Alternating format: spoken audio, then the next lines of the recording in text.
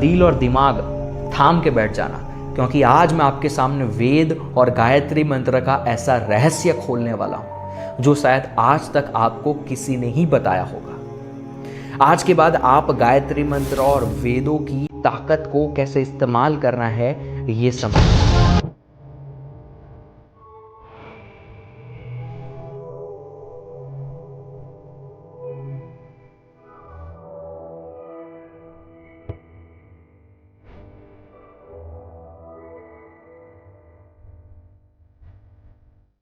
नमस्कार दोस्तों, आज मैं आपके लिए एक बहुत ही शानदार और ज्ञान से भरपूर वीडियो लेकर आया हूँ जो आपको नई और रोचक जानकारी देगा। हमारी जिंदगी में कई ऐसी बातें होती हैं जिन पर हम ध्यान नहीं देते, लेकिन अगर हम उन्हें समझ लें तो हमारा जीवन और भी आसान और बेहतर बन सकता है। यही वजह है कि मैं चाहता हूँ कि आप सभी यह वीडियो जरूर देखें और इसमें दिए गए ज्ञान का लाभ उठाएं। ज्ञान एक ऐसी चीज है जो बांटने से बढ़ती है। अगर आपको यह वीडियो पसंद आए और इससे कुछ नया सीखने को मिले तो लाइक, कमेंट और शेयर जरूर करें ताकि और गायत्री मंत्र की ताकत को समझने के लिए आपको मेरी बात ध्यान से सुननी होगी। सबसे पहले आपको समझना होगा कि ब्रह्मांड और ब्रह्मा, इन दोनों के बीच में डिफरेंस क्या है। ब्रह्मा यानी कि वो भगवान जिन्हें हम सब जानते हैं, ब्रह्मा विष्णु महेश। लेकिन ब्रह्मांड यानी अल्टीमेट रियलिटी, एक ऐसा निराकार स्वरूप जो कहां से आया, कैसे आया, किसी को नहीं पता है।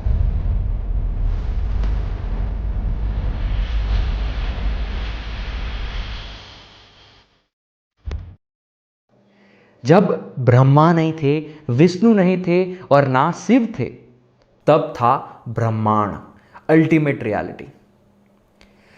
ब्रह्मांड के साथ एक और चीज थी जिसे वाक कहा जाता है।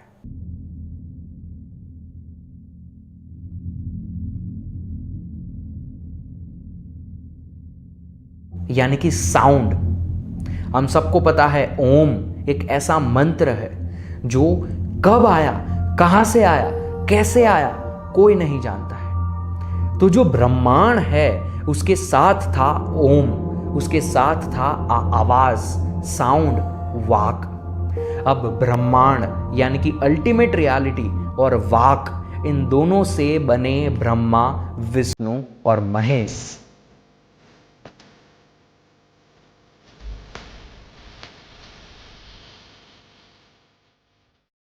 जिसको आज हम साइंस के नाम पर एटम्स के साथ समझते हैं।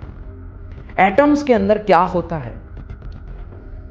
Neutron, electron, proton. ये एटम के अंदर आया कहां से, किसी को नहीं पता। ना साइंस ने इस चीज को कभी प्रूव किया है। और अगर हम यही चीज को हमारे कल्चर में समझे, वेदों की भाषा में समझे, तो ये एटम ही है Brahma, Vishnu, Mahesh, proton, neutron, electron. लेकिन ये आया कहां से ये कोई नहीं जानता है। बस हमें इतना पता है कि ब्रह्मांड था, ब्रह्मांड के साथ आवाज थी, साउंड था, और वहां से बने ब्रह्मा, विष्णु और महेश। अब जैसे साइंस में एक एटम को मोशन में लाने के लिए, एक्शन में लाने के लिए आउटपुट देना पड़ता है, कुछ एक्सटर्नल एनर्जी देनी पड़ती है। अब वही एनर्जी ब्रह्मा, विष्णु और महेश को देनी पड़ेगी। तो अल्टीमेट रियलिटी जिसकी मैं बात कर रहा हूं, वहां से ब्रह्मा और विष्णु और महेश को एनर्जी मिलती है, जिसे हम शक्ति के नाम से जानते हैं। इस वजह से हमें ब्रह्मा, विष्णु, महेश के साथ एक गॉडेस, देवी देखने को मिलती है।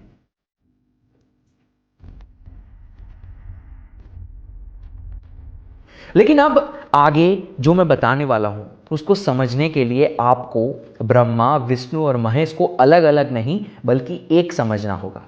एटम्स के अंदर भी प्रोटॉन, न्यूट्रॉन, इलेक्ट्रॉन, तीन अलग चीजें हैं, लेकिन हम कभी इन तीन को अलग समझते हैं नहीं। हम पूरे एटम को एटम समझते हैं। उसी प्रकार से ब्रह्मा, विष्णु और महेश, इन तीनों को जब हम एक कर देंगे तो इन्हें वेदों में कहा गया है प्रजापति। अब प्रजापति के अंदर आपको पता है कि अल्टीमेट रियलिटी से साउंड भी आया था। तो अब ये जो प्रजापति है जिसके अंदर ब्रह्मा, विष्णु और महेश है, इनके साथ वाक है और शक्ति है। अब जब इनके पास वाक और शक्ति है तो ये अपने अंदर ये सोचना शुरू करते हैं कि सृष्टि उन्हें कैसी बनानी है, सृष्टि कैसी चीज़ें होगी, कैसे अलग अलग क्रिएचर्स होंगे। वो सोचना शुरू करते हैं ये प्रजापति। जब ये प्रजापति अपने अंदर इस सृष्टि की कल्पना करना शुरू करते हैं तो वो सृष्टि बनना शुरू हो जाती है। सुनने में लॉजिकल लग सकता है कि कैसे कुछ सोचने से इतना बड़ा ब्रह्मांड बन गया, कैसे इतनी बड़ी पृथ्वी बन गई, कैसे ये अलग अलग ग्रह बन गए। लेकिन अब अगर हम इसको वेदों की भाषा में समझे तो वेदों में जैसे मंत्र के तौर पे समझाया गया है वो सेम मैं आपको आज समझाता हूं। उसके बाद धीरे धीरे गायत्री मंत्र का वो राज आपके सामने खोलूंगा। तो वेदों में सृष्टि की बनावट के बारे में सबसे पहले ये चीज कही गई है। इसका मतलब प्रजापति ने अपनी शक्ति के साथ ये सोचा कि मैं अपने आप को अलग अलग हिस्सों में बांटूं और इस सृष्टि की कल्पना करूं। उसके बाद ये कहा जाता है, जिसका मतलब है वाक यानी आवाज। हम सब जानते हैं आवाज क्या होती है, लेकिन आवाज केवल जो मुख से बोलते हैं वो नहीं होती है। हम अंदर जो सोच रहे हैं वो भी एक आवाज है। आप सब ने ये नोटिस किया होगा कि जब हम सोचते हैं तो वो सोच हमें सुनाई देती है। तो वो जो सोचने की अंदर प्रोसेस चल रही है वो भी एक वाक है, आवाज है। तो यहां पर वेदों में यह कहा गया है कि प्रजापति ने अपनी शक्ति के साथ मिलकर अंदर ये आवाज लगाई, यानी कि अंदर से ये सोचना शुरू किया कि कैसे सृष्टि की कल्पना हो, कैसे सृष्टि बने। तो जब प्रजापति ने अपनी शक्ति के साथ इस चीज को सोचा तो वेदों में आगे ये कहा गया है कि शक्ति जो है वो प्रेग्नेंट हो गई। अब यहां प्रेग्नेंट का मतलब रियलिटी में वो प्रेगनेंसी नहीं कि बच्चा अंदर से निकलेगा। वेदों में सभी चीजों को एनक्रिप्ट कर रखा होता है। तो यहां प्रेगनेंसी का मतलब है कि जब प्रजापति ने अपने वाक के साथ मिलकर ये चीज सोची कि कैसे सृष्टि बनेगी तो उनके अंदर एक डिजायर उत्पन्न हुआ, एक कल्पना उत्पन्न हुई। इसको प्रेगनेंसी कहा गया है। फिर आखिर में यह कहा गया है कि वो डिजायर अंदर से बाहर आया और वो डिजायर ने एक सृष्टि का रूप ले लिया। और हम सबको आज जो देखने को मिलता है वो प्रजापति के अंदर से निकला हुआ डिजायर है। ये सब कुछ सुनने में बड़ा इलॉजिकल लगता है और इसी वजह से लोगों तक ये चीज पहुंची नहीं है। मैंने तो इतना इजी करके आपको ये चीज समझाई और शायद ही किसी ने आपको इस प्रकार से बताई होगी। लेकिन अगर आप इस पूरी सिचुएशन को एनालाइज करेंगे, गौर से समझेंगे तो आप एक चीज पाएंगे कि सृष्टि की कल्पना रियलिटी में हुई उसके पहले सृष्टि प्रजापति के अंदर बन चुकी थी। किसके फॉर्म में? वाक के फॉर्म में, उस आवाज के फॉर्म में। अगर आपको कुछ भी बोलना है तो वो बोलने की जो प्रक्रिया है वो पहले अंदर से शुरू होती है। आपको जो भी बोलना है वो सिग्नल आपके माइंड को पहुंचता है, फिर माइंड उसको क्रिएट करता है और आप उसे बोलते हैं। यही सेम कॉन्सेप्ट को समझना इस प्रकार से कि प्रजापति ने अपने अंदर वो सिग्नल्स दिए माइंड को कि मुझे इस प्रकार से सृष्टि की कल्पना करनी है। तो सबसे पहले सृष्टि की कल्पना बाहर नहीं हुई, सबसे पहले सृष्टि प्रजापति के अंदर वाक के रूप में बनी। तो ये जो वाक है जो प्रजापति ने अपने अंदर सोचा, यही तो हमारा वेद है। वेद कोई पुस्तक नहीं थी, वेद एक ऐसा ज्ञान था जिस ज्ञान से सृष्टि बनी थी और वो ज्ञान सबसे पहले उत्पन्न हुआ था प्रजापति के अंदर। तो उसी वाक को वेद कहा जाता है। उसके बाद वेद व्यास जी ने उस अलग अलग ज्ञान को जिसको जानने की ज़रूरत है, वेदों का इनफैक्ट मतलब ही ये होता है, वेद शब्द का मतलब होता है जिसको जानना, टू नो। तो जो हमें जानने की ज़रूरत थी वो वेद व्यास जी ने 4 अलग अलग सेक्शन में कंपाइल करके हमें दिया, जिसके नाम हम सब जानते हैं, ऋग वेद, अथर्ववेद, यजुर वेद, सामवेद। जैसे महेंद्र सिंह धोनी के जीवन में उतार चढ़ाव बहुत सारे हैं, लेकिन अगर हम उस उतार चढ़ाव से कुछ सीख लेना चाहते हैं तो कोई महेंद्र सिंह जी के जीवन पर मूवी बनाएगा जो हम सब ने देखी, और उस मूवी के अंदर वो सारे उतार चढ़ाव को उस प्रकार से प्रेजेंट किया गया कि हम उस पूरी लाइफ स्टोरी से कुछ सीख पाए। तो इसी प्रकार से वेद व्यास जी ने ये जो प्रजापति जी के अंदर हो रही वाक की कल्पना जो थी, उस पूरे ज्ञान को 4 कैटेगरी में डिवाइड कर दिया। इसी वजह से वेदों के अंदर आपको सभी सवालों के जवाब मिलते हैं इस सृष्टि के, क्योंकि ये सृष्टि जो बनी उसके पहले वेद यानी कि वो ज्ञान प्रजापति जी के अंदर बन चुका था। इस वजह से हम वेदों के अंदर सब कुछ ढूंढ सकते हैं, क्योंकि वहीं से तो ये सृष्टि बनी है। और इस वजह से कहा जाता है कि सृष्टि से पहले वेद बने थे। ये बड़ा कंफ्यूजिंग है। अगर आप एक एनलाइटेड बीइंग है या फिर अगर आप स्पिरिचुअल राह पे हैं, तभी आप इस चीज को समझ पाएंगे। मेरा काम है आप लोगों को इस चीज को इजी करके समझाना, वो मैं आपको समझा रहा हूं। लेकिन अब मुद्दे की बात पे आते हैं। गायत्री मंत्र, गायत्री मंत्र कैसे इतना ताकतवर है? इसके अंदर गायत्री मंत्र आया कहां से? हम सब ये जानते हैं कि गायत्री मंत्र में गायत्री का मतलब किसी भी चीज को गाना, एक सॉन्ग। तो अब ये जो हिम है, ये जो सॉन्ग है, ये जो गायत्री है, उसका बेस क्या है? वाक, करेक्ट। और इस सृष्टि की कल्पना का बेस क्या है? वाक। ये सृष्टि की कल्पना रियलिटी में हुई, उसके पहले प्रजापति जी के अंदर हुई, और प्रजापति के अंदर जो हुआ उसे वाक कहते हैं। तो उस वाक से वेद बने, उस वाक से ये पूरी सृष्टि बनी, और वो जो वाक है वो क्या है? गायत्री। इस वजह से हम वेदों को गाते हैं। वेदों को कभी पढ़ा नहीं जाता, वेदों को गाया जाता है। तो इस वजह से गायत्री को वेदों की मां कहा जाता है। सिंपल करके समझा देता हूं, सिंपल वे में। ये सब कुछ भूल जाओ, सिंपल वे में समझ लेते हैं इस चीज को। आपके अंदर आपने कोई चीज को सोचा, और वो चीज अंदर सोचने के बाद रियलिटी बनी। यानी कि आपको सामने मिट्टी से किसी मूर्ति को बनाना है, तो वो मूर्ति आपके अंदर पहले बनेगी, आपकी सोच में पहले बनेगी, उसके बाद आप अपने हाथों से उस मूर्ति को बनाएंगे। तो वो मूर्ति रियलिटी में बनी, उसके पहले आपके अंदर बन चुकी थी, करेक्ट। उसी प्रकार से प्रजापति के अंदर ये सृष्टि की कल्पना पहले हो चुकी थी। वो हुई किस फॉर्म में थी? वाक के फॉर्म में, आवाज के फॉर्म में। जो आवाज प्रजापति के दिमाग तक पहुंची, और उसके बाद वो कल्पना कर रहे हैं रियलिटी में सृष्टि की। वो डिजायर बाहर आके रियलिटी बन गया, लेकिन शुरुआत हुई थी अंदर से। तो वो जो वाक है, वो वाक खुद में गायत्री है। इसी वजह से गायत्री मंत्र की शुरुआत होती है ओम भूर भुवः स्वहा। क्यों होती है भूर और भुवः?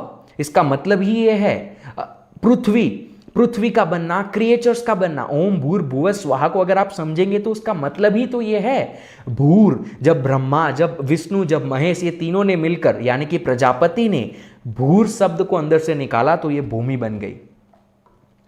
अगर आप समझ पा रहे हैं मेरी बात को, तो गायत्री मंत्र एक ऐसा मंत्र है, एक ऐसी चीज है जो आप जैसा सोच रहे हो वैसा रियलिटी में बदल सकती है। इस वजह से हमें यह कहा जाता है कि गायत्री मंत्र हमें विदाउट इनिशिएशन नहीं करना चाहिए। जो जनेऊधारी होते हैं वही करते हैं। ऐसा क्यों है? कोई रूल ऐसा नहीं है कि जनेऊधारी ही कर सकते हैं, लेकिन हम मनुष्य हैं, हमारा दिमाग चंचल होता है और हमारे थॉट्स कभी क्लियर नहीं होते। और अगर हम ऐसे समय पे गायत्री मंत्र का उच्चारण करते हैं, तो वो गायत्री मंत्र हम जैसा सोच रहे हैं, हमारे अंदर जैसे डिजायर्स हैं, उन्हीं डिजायर्स को रियलिटी में बदल देगा। इस वजह से ये कहा जाता है कि जो जनेऊधारी है, यानी कि उनका इनिशिएशन हो चुका है, वो अब प्योर थॉट्स रखते हैं, तो उन लोगों को ही गायत्री मंत्र गाने के लिए कहा जाता है। कोई और गायत्री मंत्र का उच्चारण नहीं कर सकता है। ऐसा कुछ नहीं है, गायत्री मंत्र का उच्चारण हम सब कर सकते हैं। अगर आपको पता है कि आपके थॉट्स क्लियर हैं, अगर आपको पता है कि आप अंदर से सात्विक हैं, तो गायत्री मंत्र एक ऐसा मंत्र है जो आपकी सोच को हकीकत में बदल सकता है। गायत्री मंत्र आप बोलिए। मेरा काम कर दिया, मैंने आपको जो समझाना था वो समझा दिया। अब आप लोगों तक ये पूरी जो मैंने बातें कही वो अगर पहुंच गई तो समझ लेना आप लकी हैं, आपके ऊपर किसी का आशीर्वाद है, तब जाकर आपको ये ज्ञान समझ में आया होगा।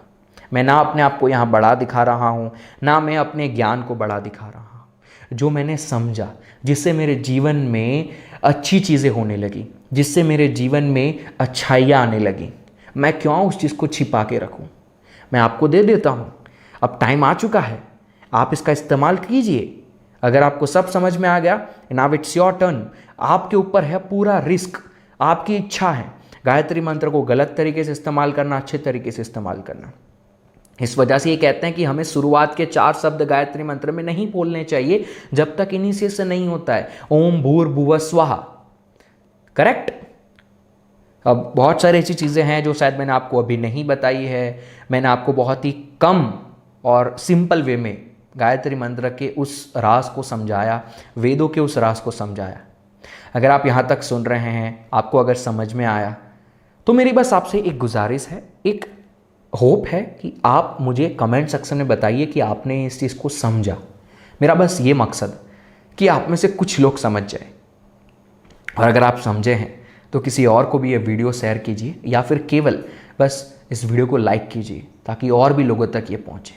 मेरा इसमें जो फ़ायदा होने वाला है वो सब आपके लिए ही रिटर्न में आने वाला है। यथा इच्छति तथा कुरु। नमस्कार। गायत्री मंत्र की ताकत का आपको अंदाजा भी नहीं है। हम सब ये जानते हैं कि वेद इस ब्रह्मांड का सबसे ताकतवर ज्ञान है, लेकिन वेद अगर इतना ताकतवर हैं तो गायत्री मंत्र तो वेदों की मां मानी जाती है। आप सोचिए गायत्री मंत्र के अंदर कितनी ताकत होगी। अपना